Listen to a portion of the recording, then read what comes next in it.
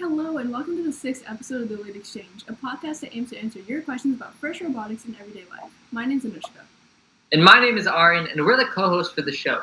Today, we are interviewing Team Syborgs 10696 from Syosset.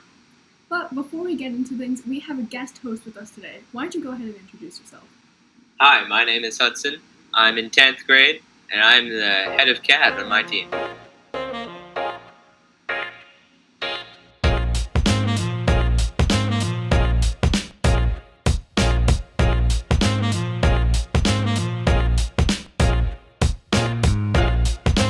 Alright, so now for our guests. Why don't you guys each individually introduce yourselves, starting off with your name, age, your grade, and your role in the team.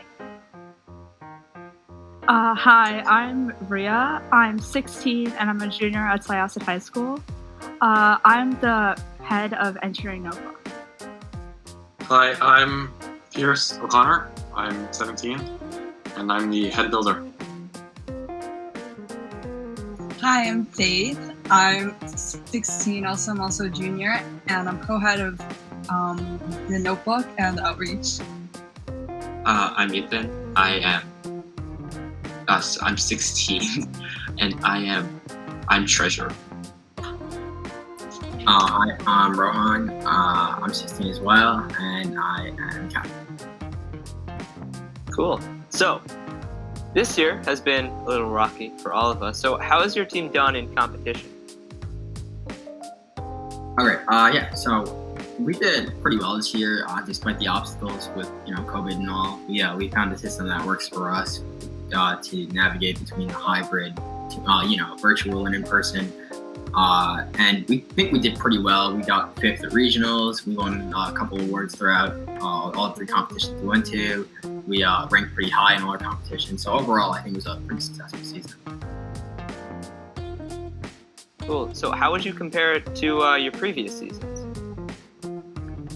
So it was a little more difficult this year because our team was split in half because of how our school is functioning this year because of COVID regulations. So we managed to overcome that and we came up with new strategies during each meet. So speaking of which, were there any specific challenges that were really hard for your team? I mean, it was really hard just physically building the robot when we're half in and half out. So traditionally we would be there every day of the week and just building and working. But now we had to come in every other day or have to come in later, which was difficult. And we weren't allowed to do that for a good part of the year.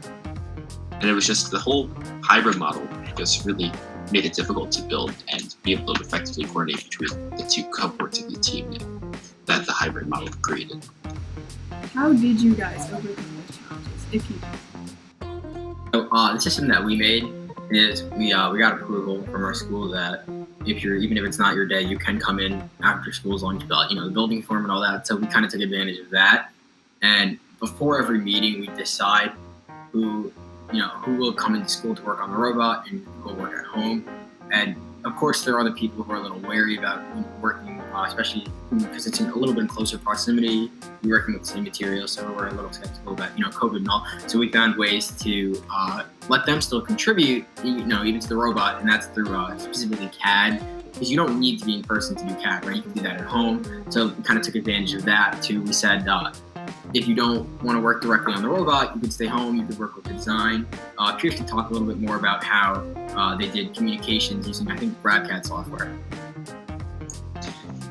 We used many different types. We started out with using GitHub, which didn't really work, but so we tried GrabCAD. They have a system where you can share files online, and we have a system where you just put something in the folder and upload it, and then we can all view the files together.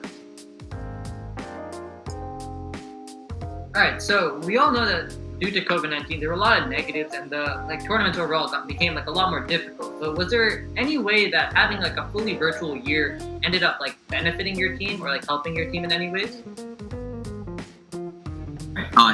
We actually tend to think of it like a blessing in disguise, because with COVID, we had such limited time in the robotics room because normally we just come after every single day and play till like 5:30. But because of the restrictions, the amount of people that can go in each room, we were limited to 1 day each week, and so we had to be extra careful with not wasting time and being as efficient as possible. And so with that, so last year we started a strategy called CAD before you build, but we weren't we didn't stick to it as much as we should have. And so this year we didn't have that option. We had the CAD first because we couldn't afford to be making mistakes while we're in the room building. And so it kind of got us into the habit of CADing and then getting multiple people to revise it and make sure it's final design before we actually build it. Yeah, and with this CAD and by using this CAD before we design policy a lot more, we actually branched into new forms of manufacturing than we traditionally would use. Like traditionally we would use, you go build your Actbotics, your Tetrix and whatnot. But this year, a vast majority of our parts were either CNC'd or 3D printed instead of the traditional just U channels and whatnot. Cool. So this year, again, there was COVID and all that. So were your outreaches consistent with how you did them last year, or did you have to change them up? This year, definitely, we had to conduct most of our outreaches through virtual platforms, given the COVID restrictions, and this was probably a little bit difficult because we had originally had a lot of outreach events planned that we were not able to go through with, given the restrictions. However, we were able to get past this in terms of virtual meetings with elementary schools and virtual meetings with mentors and mentorees. Adding on, we did a project called Thank You from First, which thanked first responders, and we were able to communicate with multiple teams across the globe. And we were also able to create face shields to donate to first responders during the beginning of the pandemic. All right. So, what was it like when it came? And you guys kind of answered this question a little bit earlier, but if you want to go more into depth, what was it like building your robot? So this year was a lot harder because we're half the time we're at home, half the time we're in school. So we really had to communicate more among the two halves about what we're going to do about the robot. But I'd say overall we did a pretty good job dividing it up and came together in the end. Yeah, and what we had to do is, because our school's policy was for building this year, was that only 2 people can work on the robot at the same time. You have to rotate out every 10 minutes. So like Pierce said, communication is critical, because every time you step off the robot, you have to make sure the next group knows what they're doing before they start building. Otherwise, it's just, you're not making any progress. Also, with this time constraint policy that Rohan was talking about, we had to also think about how to make the robot easier to build and easier to deconstruct or reconstruct things that break. Like, I know Hudson's gonna laugh at me, but I ran around telling everyone about my threaded inserts. Anyone who would listen, you could metal threads in 3D print, the best thing ever. But yeah, but some things like that where you could just screw into a 3D print, unscrew easily, makes building so much easier and helps save those minutes that we just need. All right, well, in the end, you guys still ended up having one of the best robots on Long Island, and that's something that seemed to be very consistent. You guys always have very good robots. How do you plan to continue this trend for next year? Like, what's your building plan for next year? Well, over the summer last year and throughout this year, we've been working on updating our chassis design. We plan to have chassis built already before the season even starts, which gives us a great base to improve on. And as kickoff comes around, just add on subsystems. Yep, like Pierce said, what we've been working on for the past 3 years is a continuity. We take pride in our originality, and it's kind of like an inside joke we have. But we like being very original with our stuff, and we sometimes take that a little too far, to the extent of building, a custom chassis made from laser cut sides. But we started moving into, so before we used MDF or wood for our sides, but we started moving into metalworking with a CNC machine or a water jet. And so, like Pierce said, we've been perfecting that chassis design for the past 2 years now. And so we're looking to keep that through for next year. Made a couple more modifications, so it's a little more versatile, and we don't need to recut it every single time. So it's custom made for the subsystems. This one that we have right now should work for all. And so Faith mentioned previously, we work with a lot of mentors. So one of our mentors is at Columbia University. His name is Mr. Stark. It's pretty funny because Robert Stark is like Tony Stark from Iron Man. But so up there at Columbia, they have a water jet, which works very well for cutting aluminum. So right at the beginning of next season, we're going to go up there. We're going to get the aluminum sides cut, and so we'll have a chassis right at the start, and we can focus all of our energy into subsystem. And then, the last thing is just that this CAD before we build policy that we mentioned before, definitely want to keep that for next year. It worked very well for us this year, so we expect similar results next year if we continue to use it. Yeah, this chassis that we've been working on for our 3 years that we've had in FTC, it's definitely something that we're very proud of. That we definitely think solves many of the issues that we see in a lot of other chassis. Like, for example, bevel gears are very common. They slip, they grind, whatnot. You have a lot of issues centering them. But using something like belts, we had far more success with it. Almost never have an issue with. And the same, but with this custom chassis, we also learned that while having a custom chassis, we also need to be able to add on to it without having to flush out the sides, recut them, and whatnot. So being able to integrate things like mounting patterns and whatnot is also very valuable to having a custom chassis. There's a reason why the channels are used, because of that pattern, because they're so extensible, and adding that benefit to our custom design is just a really big benefit. So this year, especially again with the COVID and everything, there was a lot of moving around and some things were canceled. So was it difficult for you guys to get your team motivated for this season? Yeah, it was a little difficult because we were all online, and in the beginning it felt kind of rough, but we started using a technique that's used in the industry, which is called agile development, which keeps track of tasks and where they are and what's holding us back. And it really helped to see where tasks are and what's getting done, and it actually motivated people to get their tasks done.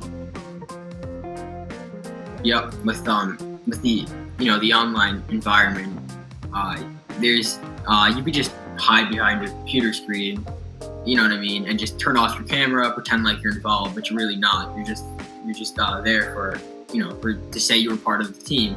And so it was very easy for some members to kind of just like fall back.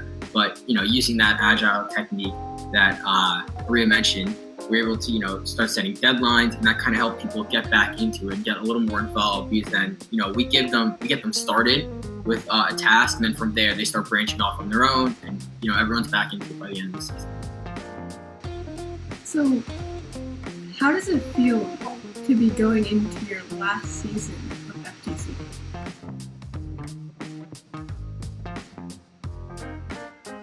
It definitely feels a little sad. I think that's the first thought that comes to my mind.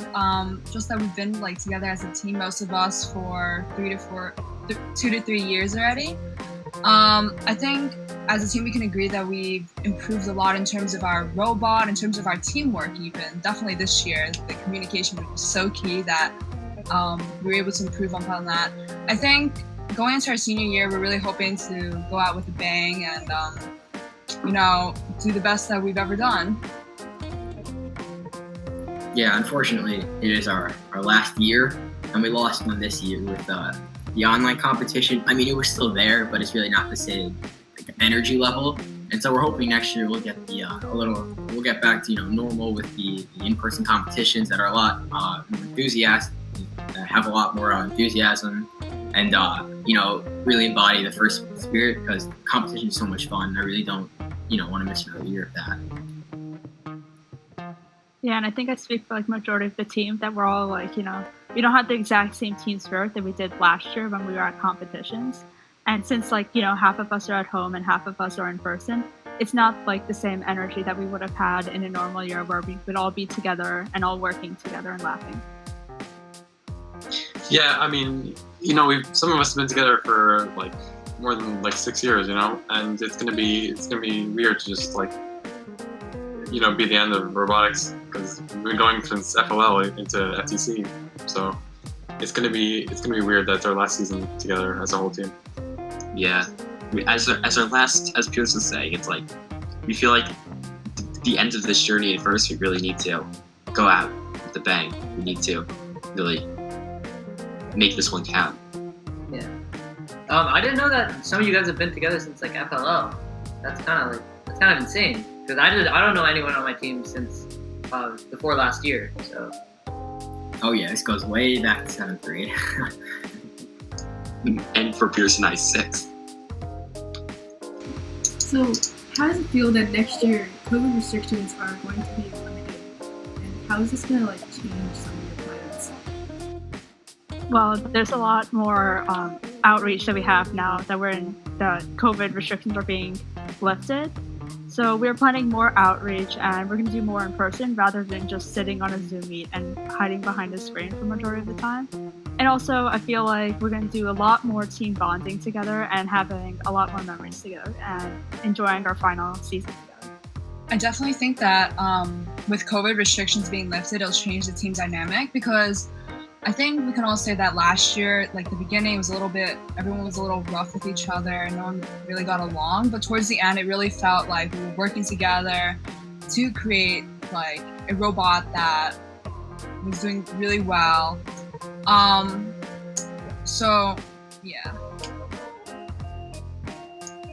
And I'm personally pretty excited to see what happens next year to go back to normal, because it's just a different feeling. It's like, when we're standing in A7, we're just running our matches. It's like whatever, but you don't have like that thrill of everyone cheering, the pressure of the other teams, the robots on the field. It's just that I'm looking forward to be able to experience that again. I miss that a lot. I feel like going back to competitions is going to feel really nice, especially when you got 6 teams or 5 teams from Syosset cheering for every time you're on a match. It's something that I personally have also missed a lot. It's just a different spirit, It's just a whole different feeling. It's just. Oh yeah, it really is. And also, it's kind of like the Syborgs tradition. We always program 5 minutes before our matches. We didn't get to do that this year. Yeah, we only had 10 this year. Oh yeah, we had too much time. Way too much. All right. So the next question is: so you guys have been around you've completed 3 seasons now. So which would you say was your favorite season and why?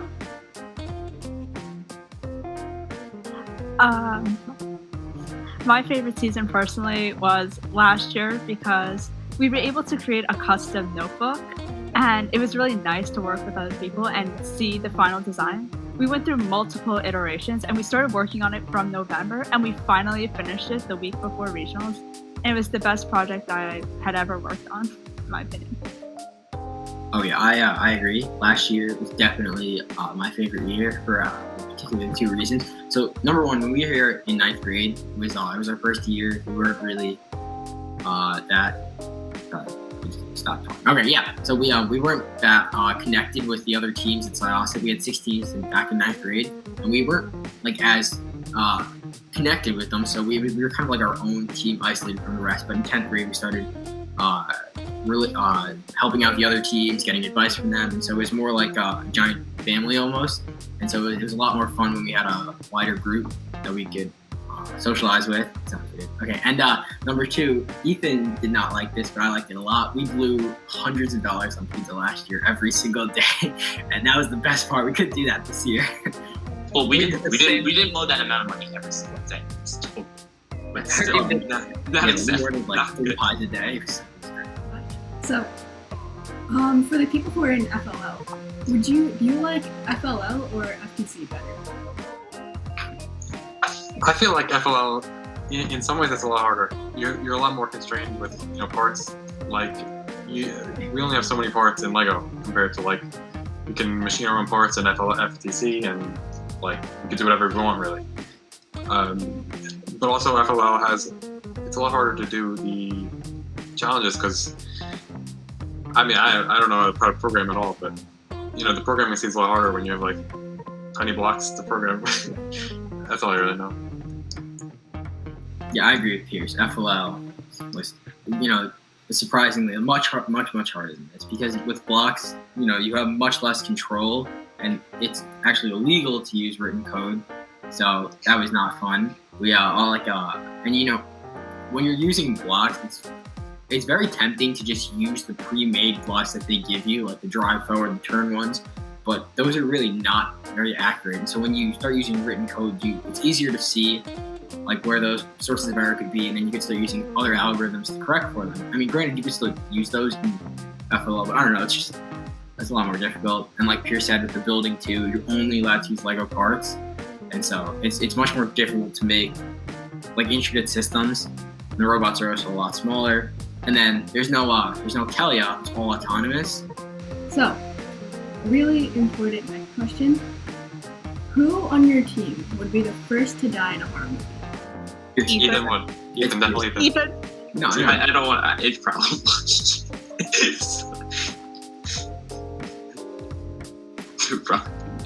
So that's fair. Anyways, But then again, I could put good money on Rhea or Faith. Like, probably Rhea.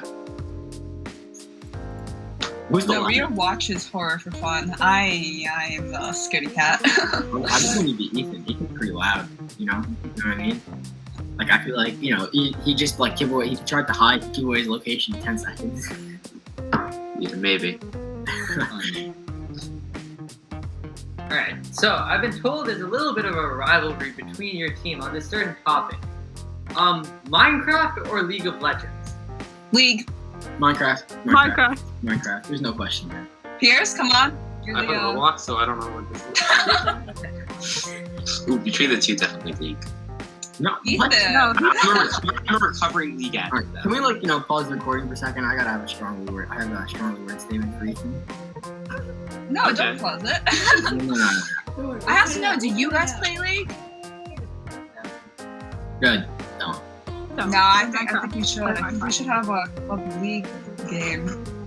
Then that is Rohan. Okay, Minecraft is obviously superior. There's no question there. Yeah, I agree with Rohan. Totally.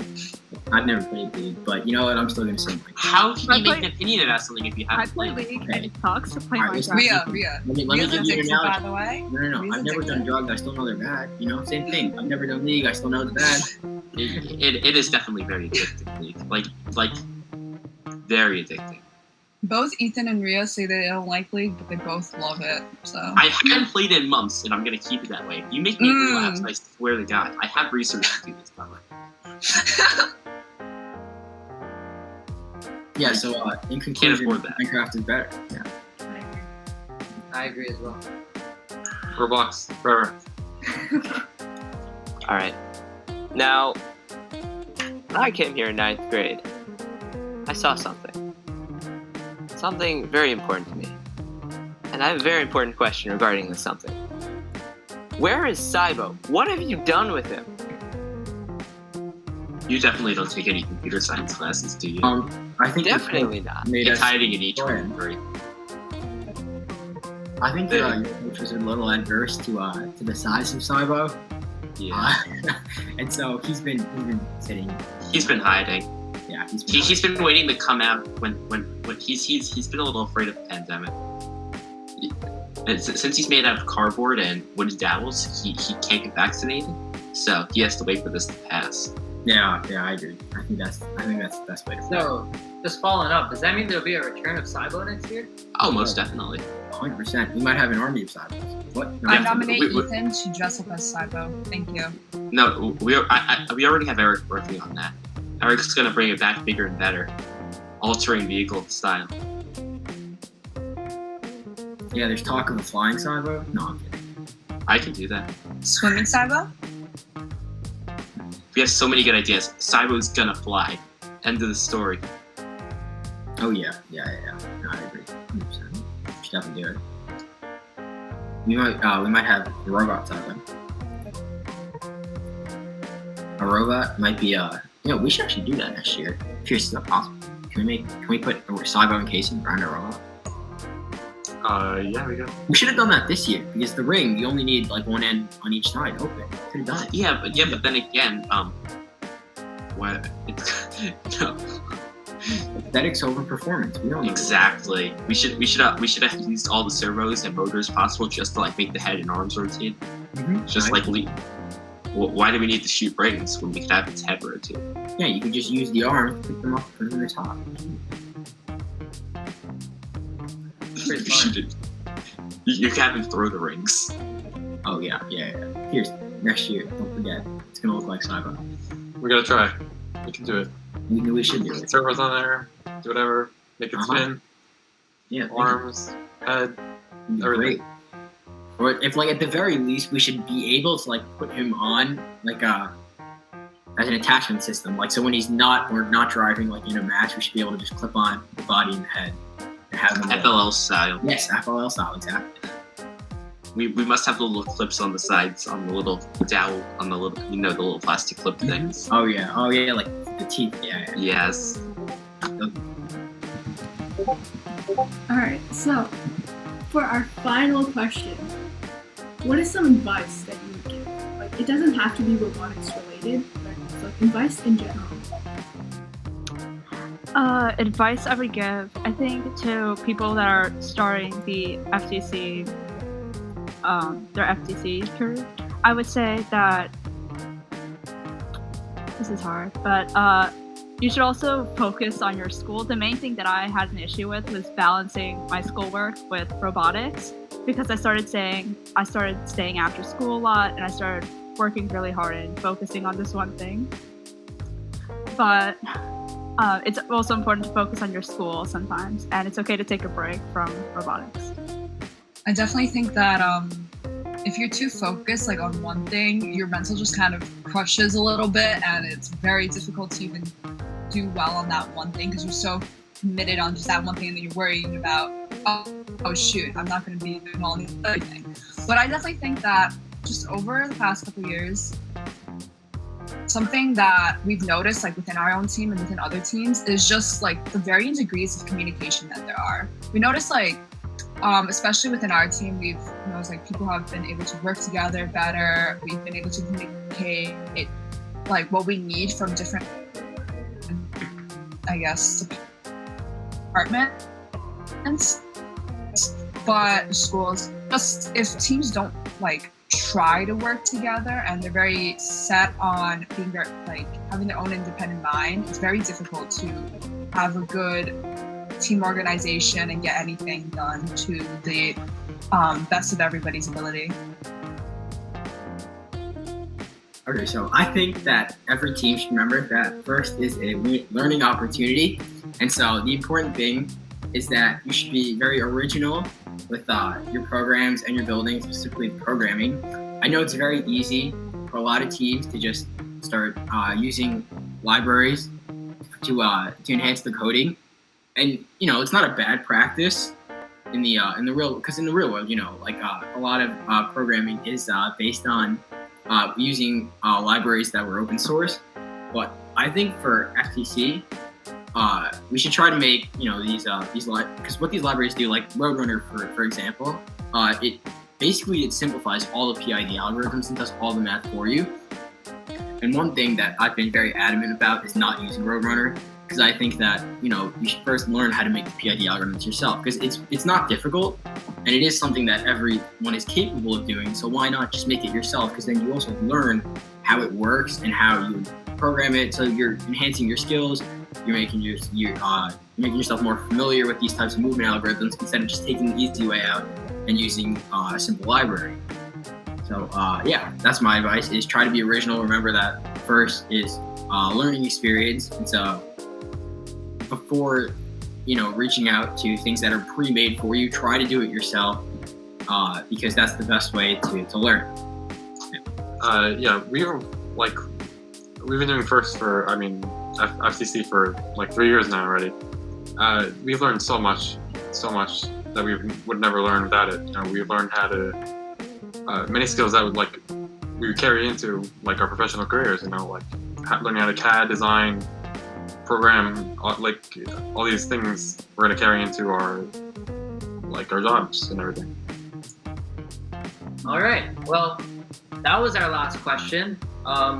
And that's all we have for today. So I just want to say one more time, thank you to Syosset Syborgs for coming out and recording this episode with us. And we hope all of you viewers enjoyed, and we wish you farewell. All right. Goodbye. Thank you for having us. Thank you for Thank you. having us.